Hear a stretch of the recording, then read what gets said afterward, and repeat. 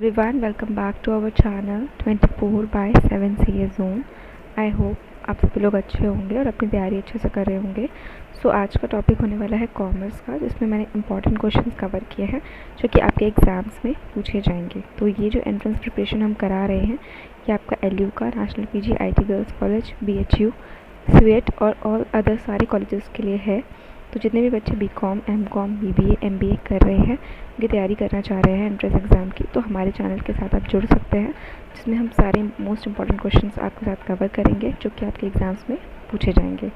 तो बाकी जो बच्चे बैच लेना चाहते हैं उसकी क्वेरी आप नीचे दिए गए नंबर पे कर सकते हैं। ई बुक लेना चाहते हैं तो वो सारी चीज़ें आप दिए गए नंबर पे कर सकते हैं। आपके लिए बहुत हेल्पफुल होगा दोनों ही चीज़ें। अगर आप बाय करते हैं तो आपको एक complete A to Z package मिलेगा जिसमें आपके एग्ज़ाम्स में बहुत ज़्यादा आपको हेल्प मिल सकती है। तो आप ज़रूर बाय करिएगा ई बुक, और बाकी इसी तरह हमारे चैनल से जुड़े रहिए सारी अपडेट्स के लिए। तो स्टार्ट करते हैं आज का सेशन कॉमर्स का होने वाला है, जिसमें मैंने टोटल इकोनॉमिक्स, बिजनेस, अकाउंट्स सबके क्वेश्चंस लिए हैं जो कि आपके एग्ज़ाम्स में ऑल ओवर पूछे जाएंगे। क्योंकि कंबाइंड सेशन होता है तो उसमें आपके एक अपने सब्जेक्ट के भी पूछे जाएंगे और बाकी जो जर्नल टॉपिक रहता है उससे पूछे जाते हैं। तो इसमें आपको आपके कॉमर्स से रिलेटेड पूछे जाएंगे। तो हम स्टार्ट करते हैं आज का सेशन। फर्स्ट क्वेश्चन है father of administrative management theory. इसका आंसर ऑलमोस्ट सभी को पता होगा और ये क्वेश्चन बहुत बार आ चुका है। तो आपको बताना है कि father of administrative management theory के कौन थे। Taylor, B Henri Fayol, C Peter Drucker या फिर D नन ऑफ दीज। ये नन ऑफ दीज है। तो father of administrative management theory किसे कहा गया है? तो यहाँ पे राइट आंसर हो जाएगा D हेनरी फेयोल। तो second B is the right answer. Next question पर आते हैं। नेक्स्ट क्वेश्चन में पूछा गया है which of the following is highest democratic organization. इसमें से कौन सी जो है हाईएस्ट डेमोक्रेटिक ऑर्गेनाइजेशन कहलाती है? A line organization, B line and staff organization, C functional organization या फिर D नन ऑफ दीज। तो इसमें से कौन सी होगी हाईएस्ट डेमोक्रेटिक ऑर्गेनाइजेशन? तो इसका राइट आंसर क्या हो जाएगा? A line organization is the highest democratic organization जिसे हम कहा जाता है। नेक्स्ट क्वेश्चन में पूछा गया है the term mental revolution is coined by, यानी कि जो मेंटल रेवोल्यूशन वर्ड है ये किसके द्वारा दिया गया था? A Herzberg, B Henri Fayol, C Maslow या फिर D टेलर। तो इसका राइट आंसर क्या होगा? तो इसका राइट आंसर हो जाएगा हेनरी फेयोल। इनके द्वारा ये वर्ड दिया गया था। तो B Henri Fayol is the right answer. Next question पर आते हैं। नेक्स्ट क्वेश्चन में पूछा गया है which of the following is not a step in planning process. तो प्लानिंग प्रोसेस के आपको स्टेप्स पता होंगे, तो हर एक स्टेप में कोई भी स्टेप आपसे पूछ लिया जा सकता है कि ये स्टेप कौन सा है और आप इसे बताइए। तो आपको मेक श्योर सारे स्टेप्स याद रखने हैं। यहाँ पे आपको बताना है कि कौन सा स्टेप नहीं है प्लानिंग का। तो यहाँ पे ऑप्शंस दिए हैं। तो यहाँ पे आपको जो ऑप्शंस दिए हैं A setting objectives, B developing premises, C determining alternatives या फिर D identifying needs of employ. तो इसमें से कौन सा स्टेप नहीं होगा प्लानिंग का?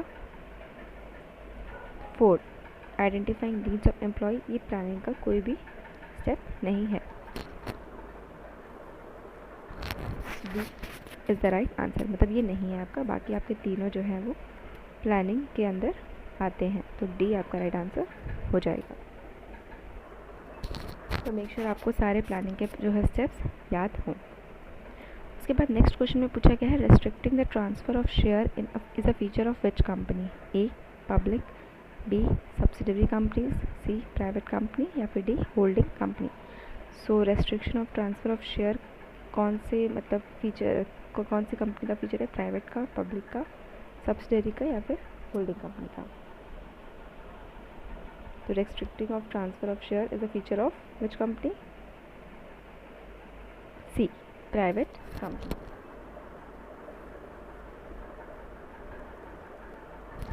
तो C private company is the right answer. Next question पर आते हैं। The Indian partnership act was came into force A 1932, B 1940, सी 1948 या फिर डी 1956। तो इंडियन पार्टनरशिप एक्ट है वो आपको कब आया था? तो इसका राइट आंसर हो जाएगा ए 1932, 1 अक्टूबर 1932 को ये आया था। तो 1 October 1932 is the right answer, A is the right answer. Next पूछा गया है CSR stands for A complete service response, B corporate service responsibility, या फिर थोड़ा सा ये मिसमैच होगा,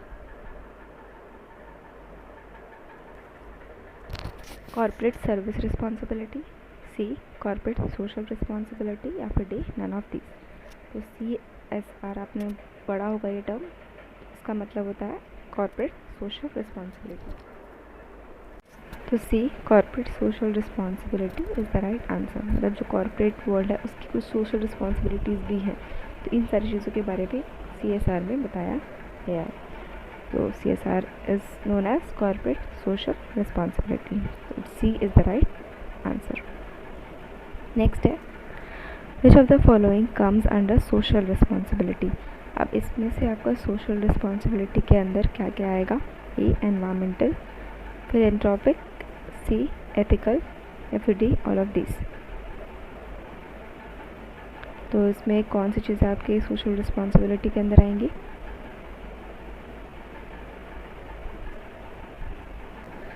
तो यहाँ पे D all of this is the right answer. ये सारी चीज़ें आप सोशल रिस्पॉन्सिबिलिटी के अंदर आती हैं, एनवायरमेंटल भी, फिलैंथ्रोपिक भी और एथिकल भी।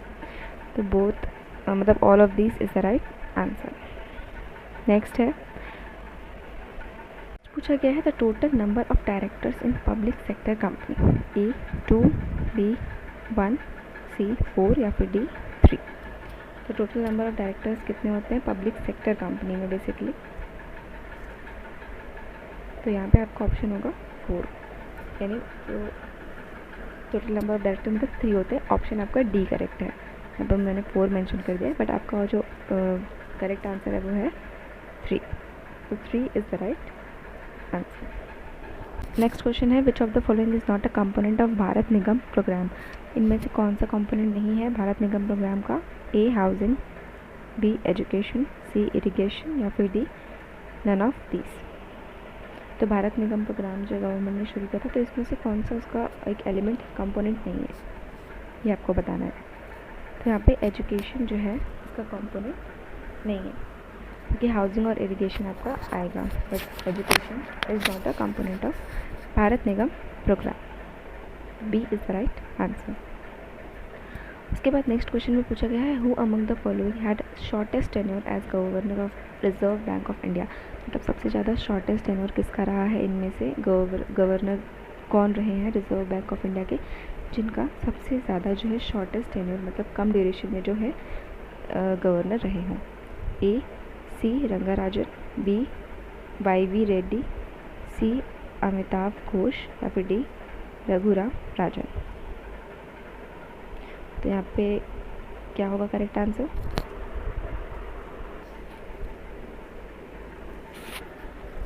तो यहाँ पे राइट आंसर हो जाएगा आपका सी अमिताभ जो घोष है उनका सबसे ज़्यादा